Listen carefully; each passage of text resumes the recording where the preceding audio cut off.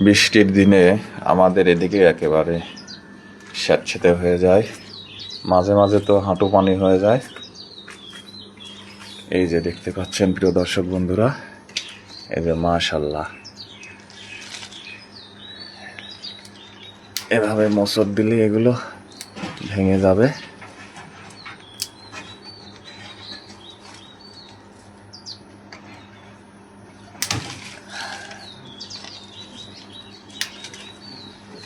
এটাই হলো সুবিধা নিজের বাড়িতে সবজি থাকলে।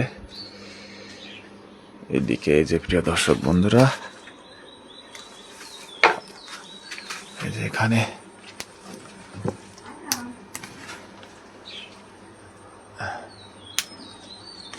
বাড়িতে বিভিন্ন রকম সবজি থাকলে আপনার যখন যেটা মন চায় তখন সেটা সংগ্রহ করে খেতে পারবেন।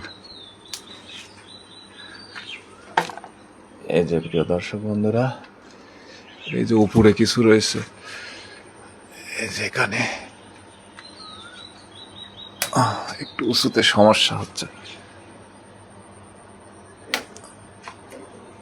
একেবারে সতেজ। ওই যে উপরে শাক রয়েছে, অনেক শাক, সজনের শাক খেতে কিন্তু অনেকে পছন্দ করে প্রিয় দর্শক বন্ধুরা।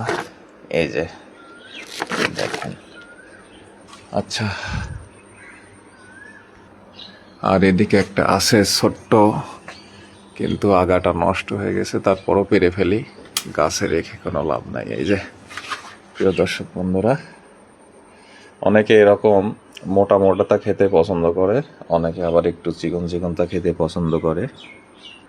তো প্রিয় দর্শক দেখতে পাচ্ছেন এখানে এই যেগুলো আপনার, আমরা এখন এর সাথে আলু দিয়ে আপনার রান্না করা হবে, একটু ঝোল ঝোল করে।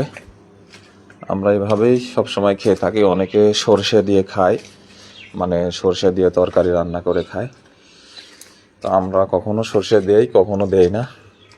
তো সবাই ভালো থাকবেন। আসসালামু আলাইকুম রহমতুল্লাহ।